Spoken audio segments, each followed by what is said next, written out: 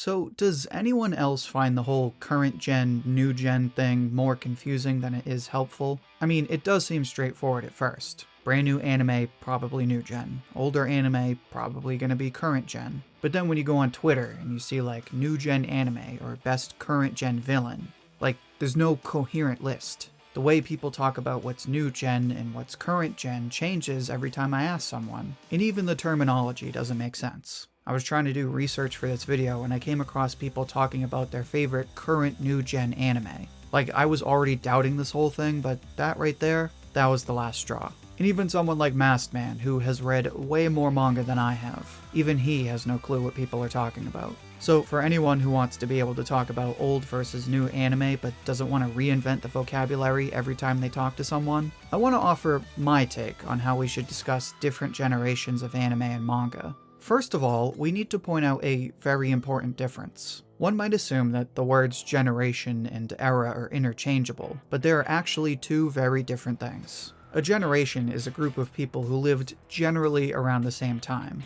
An era is a period of time defined by a certain characteristic. So when we're talking about anime and we're talking about new gen and current gen, we are specifically talking about groups of anime or manga that all started at about the same time.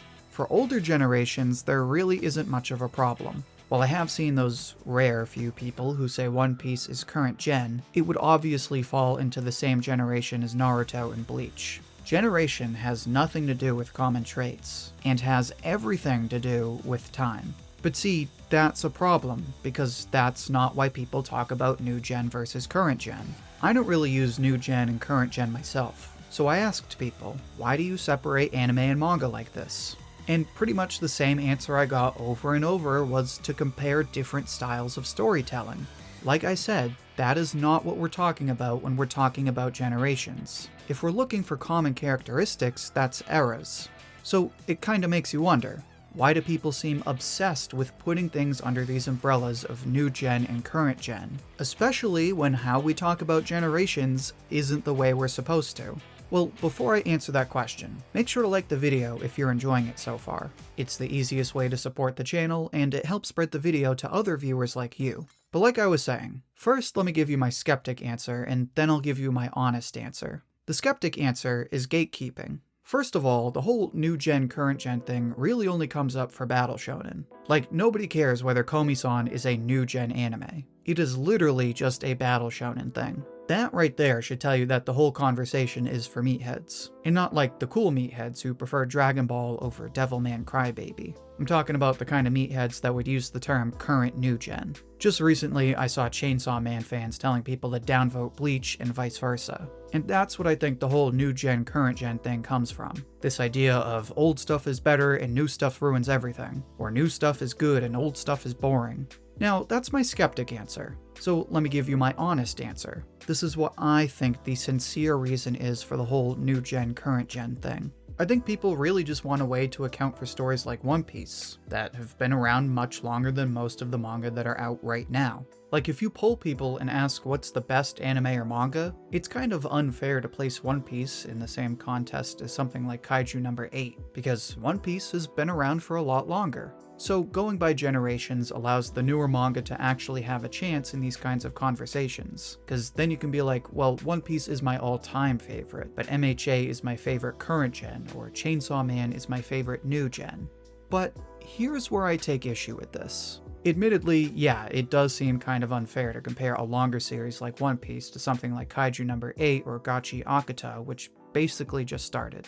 Here is where I don't like the way it's used. When the situation is flipped, so instead of an old gen competing with mostly new gen, you have a new gen in a conversation mostly about old gen or current gen, suddenly there's a bias. Like, let's say we're talking best manga of all time and you say Berserk, somebody says One Piece, and somebody else says MHA. What if I want to say that Mission Yozakura Family is my all-time favorite? Or what if we're talking best manga of the year and everyone says JJK but I want to say Akane Banashi? Suddenly it's, oh well, you know, it was pretty good but it's too early. Or yeah, I guess, but this series has had more time to develop so I'm gonna go with that one. At that point the whole new gen, old gen thing doesn't help me make any meaningful comparisons. All it's doing is gatekeeping. Instead of helping me to explain why a newer manga does things better than an older manga, it almost creates this hurdle that I'm now obligated to overcome to even justify my newer manga being in the same conversation. And even if that's not the case, even if people really don't care, if everyone says Berserk is their favorite and Gundam and Inuyasha, and you're the one person who says Dr. Stone, there's going to be that bias, that presumption that you don't read enough manga. So while I do acknowledge the sincere reasons for why people go by generations, this is why I'm very skeptic of the whole system. And this is why I think if we're going to talk about different generations of anime and manga, and avoid it being used for gatekeeping, I think we need to avoid this whole thing of separating between favorite new gen versus all time. I think the best way to use this system is purely for looking for common characteristics. Now, like I said, that's not what generations are. That's what eras are, which is fine if that's what you want to do. Like I said, going by generations isn't really all that helpful. But there's one problem. There really isn't an easy way to split up manga into eras. At least not how people usually want to do it. Because the way people say they want to do it is by methods of storytelling. But this changes all the time. Like, just because a lot of manga in the 90s have similar storytelling styles doesn't mean you won't see those styles again in the 2010s or the 2020s. And unfortunately, you can't organize manga like you would other things. And here's where I want to talk about Masked Man's video. See, in his video, he offered the idea of going by decades. That is pretty intuitive, but like with generations, doesn't really give us any meaningful comparisons between eras on its own. The other idea he offered is going by players like they do in sports. So for example, he talked about basketball, so you might have the Michael Jordan era or the Kobe era. That might work for sports, but the problem is that no one manga ever really dominates. And when it does, and you have something like One Piece, everyone agrees that it's clearly part of an older generation than everything else. Even when you have something like Demon Slayer, there's still plenty of other manga that are doing great in sales. The problem is that if you just look at the manga, then it's kind of hard to pull out these kinds of era-defining characteristics that allow you to separate things into distinct eras. So, for example, let's look at fighting games. As it stands right now, each era of fighting games essentially starts and ends with each new Street Fighter game. The reason for this is because Street Fighter will make certain changes to its new game that other games are forced to either copy or make something that's even better. For example, when Street Fighter V came out, people said that the combos were easier, and the gameplay overall was clearly simplified for new players. After this, you had the same two things happen in a bunch of games like Dragon Ball FighterZ and Guilty Gear Strive. Unfortunately, there isn't anything like that with manga. Manga do not necessarily have the same life cycles as fighting games. Plus, just because one popular manga does something, doesn't mean every other manga suddenly has to copy it. So, with no clear way to just go by how sports or fighting games does eras, here's the question we're left with. Instead of going by generations, which we've established just leads to gatekeeping, how can we distinguish between older anime and newer anime in meaningful ways? Well, there's an easy answer and a nuanced answer. So, let me go with the easy answer first. The easy answer is to literally just compare old anime and new anime. Is it going to be clear-cut? No. But if you explain what you mean, then people will generally understand what you're talking about. So, for example, if you say you like newer anime because you can stream the episodes, or you like new anime because it usually comes out in seasons, then people are going to understand older anime as the anime that came out before this era, the one with Crunchyroll and streaming anime instead of having to watch it on TV or pirating sites. Now, the nuanced answer that I know people aren't going to like is to go by eras of Weekly Shonen Jump.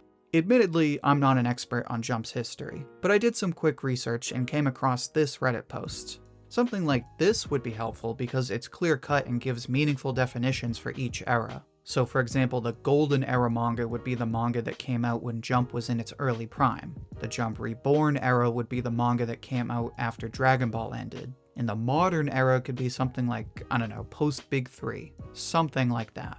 This approach would be more nuanced, and it would obviously be less intuitive than saying old and new, or old gen, current gen, and new gen. But if we did something like that, instead of mostly focusing on how to separate different groups of manga and thus how to gatekeep, The focus would be on learning the overall history of Shonen Jump and how it's changed over time. And to those of you wondering why I'm going by Jump and maybe not Weekly Shonen Magazine, it's because we all know Jump has generally dominated the market while it's been around.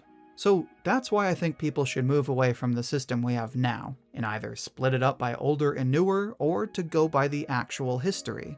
But here's where I'd like your input. Would going by eras like I proposed be more helpful, or would you rather just go by old gen, current gen, and new gen? Share your thoughts and see what other people have to say down in the comments. I'll pick my favorite and share it on my community tab as comment of the week. And if you'd like another discussion like this one, then you have to check out my recent video on JJK. In that video, Broken Ronin and I discuss why anime should be carried by fights. You can find that video in the playlist linked right here. Until then, thank you for watching, and I hope to hear from you soon.